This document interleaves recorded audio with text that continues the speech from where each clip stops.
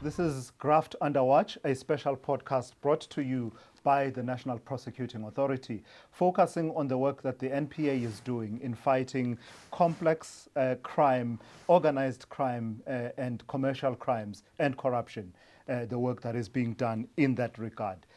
Throw them in jail is a mantra that many people hold, and people really would want to see people being held to account for their corrupt deeds. And there's been a sense over the years that that is just not happening enough.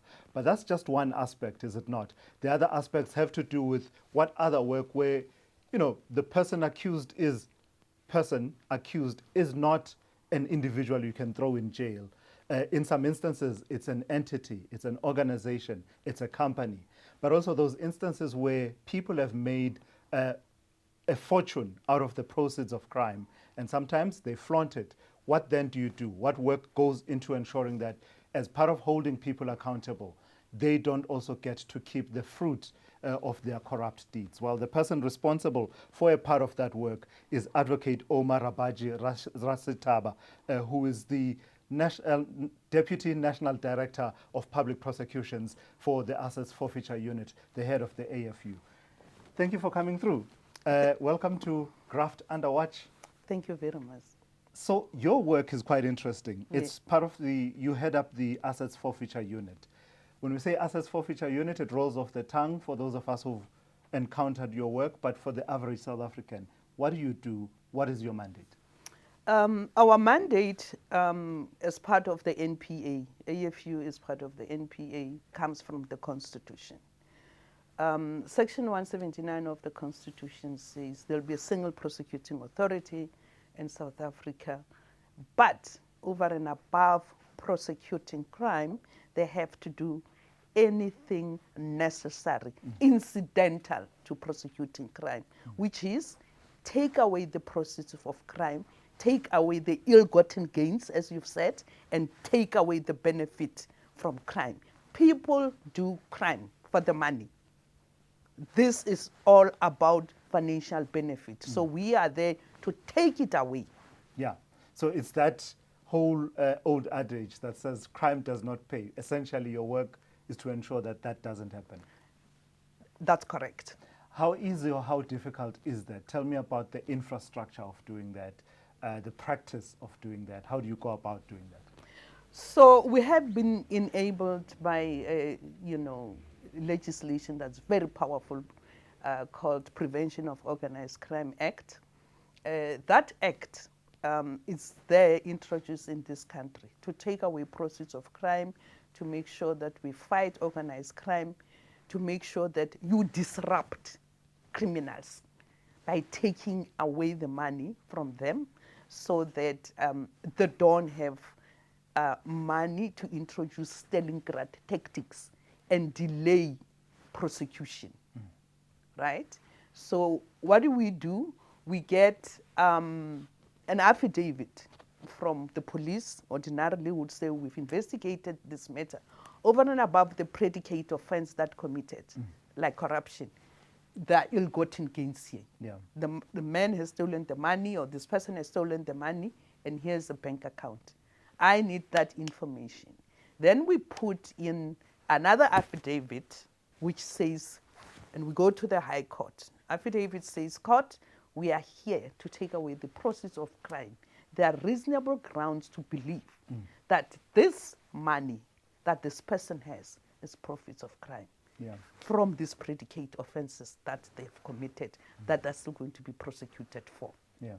In terms of the species of forfeitures that are possible, talk to me about the differences between, I hear sometimes you talk about freezing of assets, sometimes you talk about preservation and then forfeiture. What's the difference, and which one is most effective for the work that you're trying to do? The most effective one is if we go in terms of Chapter 6 of the Prevention of Organized Crime Act, which is civil forfeiture. So there, with a very low standard, if we can just prove to the court that there are reasonable grounds to believe that these are proceeds of crime, or that this is an instrument of crime, very low standard, we go to the High Court, we will get a freezing order. So a freezing order, it's a preservation and a restraint. They're both called freezing orders. Yeah. The one is non-conviction based, the other one is conviction based. So after getting a freezing order, within 90 days, you need to go back to court and say, on a balance of probabilities, court, we are back here now to have this proceeds, this property completely now taken away, Yeah. forfeited to the state, because this is still process of crime. So by then you've done extra work. By then there's between the been freeze. extra work. Yeah. By then the accused person or the defendant, as we call them, has filed an affidavit to explain where they got the money from, why the money should not be taken away. So by that time, they would have filed their own affidavits as well. Then we go back to court and we fight it out and we say, court, now we have to forfeit this to the state. And then the curator then will sell the property, put money. And this can be done even before conviction, can it? Before conviction. Yeah. So this is the easiest way. Now with conviction, we call it a restraint order. So we are restraining or prohibiting anyone from making use of the property, taking away those proceeds until there's a criminal conviction. Once there's a criminal conviction, there has to be a confiscation inquiry to check what is the benefit that this person actually got from crime. And then only thereafter, we then forfeit the property, the proceeds. And so that one is a long process. It can take 5 years. This, 90 days, and then you go back. Yeah. It's the quickest. So share with me then your highlights, some of the work that you have done in the last while, because many people will say, and I was saying in my introduction, that you see them, you see people flaunting the proceeds of their crimes, and well, at least in the eyes of South Africans, people that they believe have committed crimes, flaunting their wealth. What work have you done? What does it look like in terms of your successes, in terms of, forfeitures? Yes, I think, let me talk to what is paramount in people's mind. In the corruption space, we've done extremely well. We have freezing orders to the tune of over 14 billion, just slightly under 15 billion. We have frozen those assets. And then we have recovered almost 6 billion in this era. And it's in the bank account, all paid back to the victim institutions. We've taken away the Gupta mine, which is Tegeta, which was owned through Tegeta, the Optimum Colliery mine in Mpumalanga, which belonged to the Guptas, forfeited to the state, the new owners of that mine in there. So we've done very well. We have entered into non-trial resolutions with some of the corporates which benefited during the state capture era. You are aware that we entered into a settlement agreement with ABB to the tune of 2.5 billion, and then SAP, the German software giant, to the tune of 2.2 billion paid back to South Africa. McKinsey, 1.1 billion. So we have been able to bring back those billions, and they are into they were put back. Money was put back into the criminal asset recovery account. In fact, say a bit more about that, because the way I understand it, that becomes part of the fiscus in a way, quote unquote. It's available for the finance minister to then, or other institutions. Do I have that understanding correct? That becomes an asset of the state, basically. Basically, that's correct. That account. So the money is held in treasury, but it's administered by the Department of Justice. Our Minister of Justice is the chairperson of a committee that would look into this kitty and say, how do we disperse it? So in the previous year, 2.2 billion was allocated to fighting illegal mining.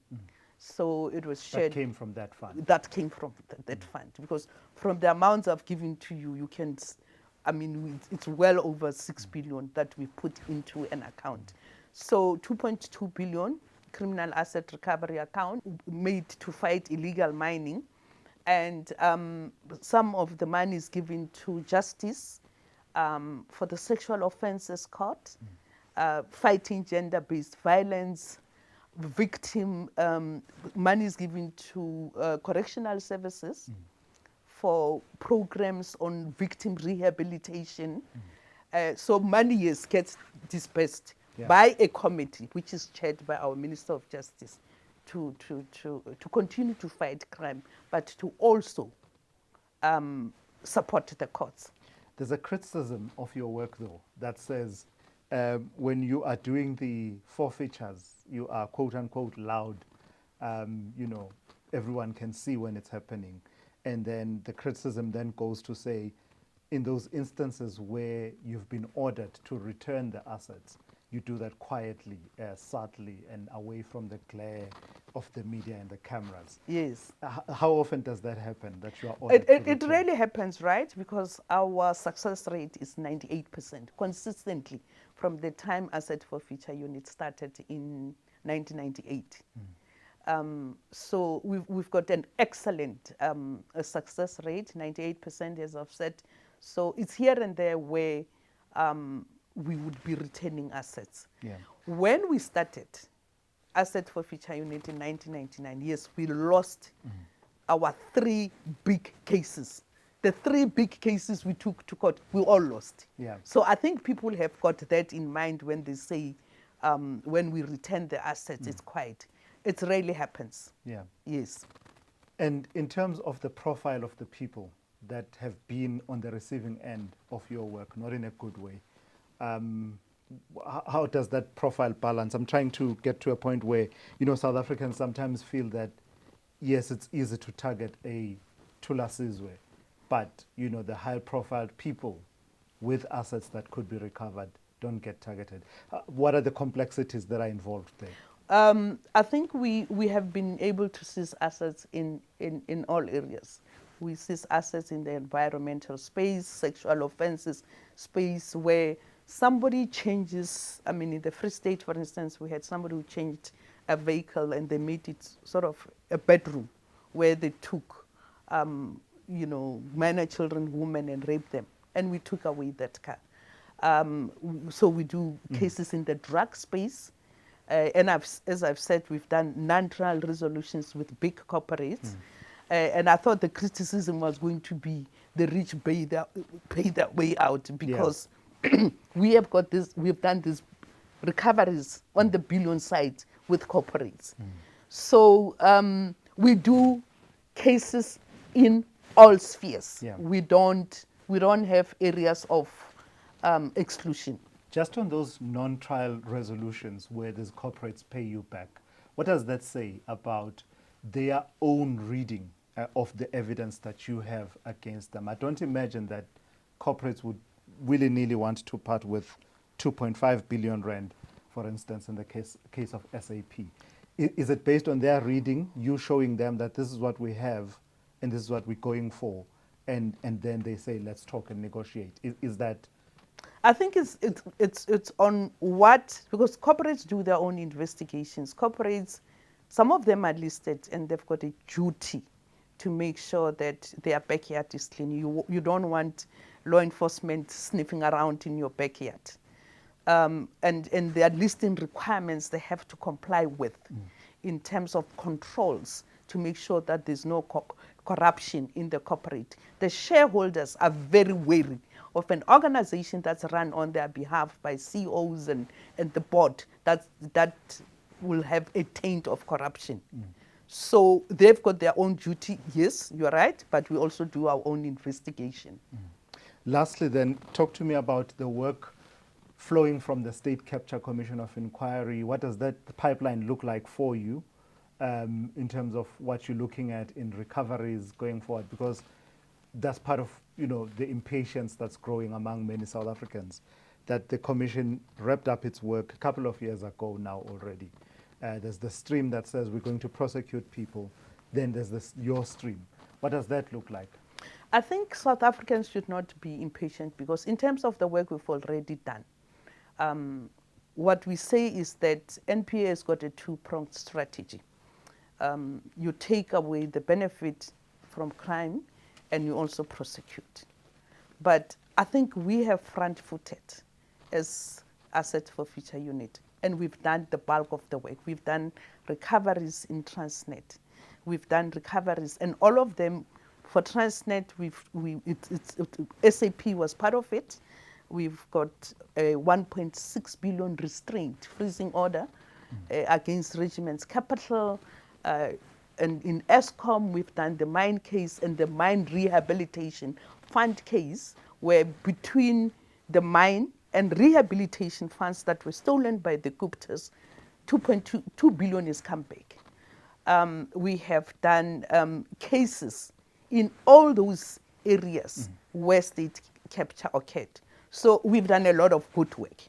But years going forward, we have got from the state capture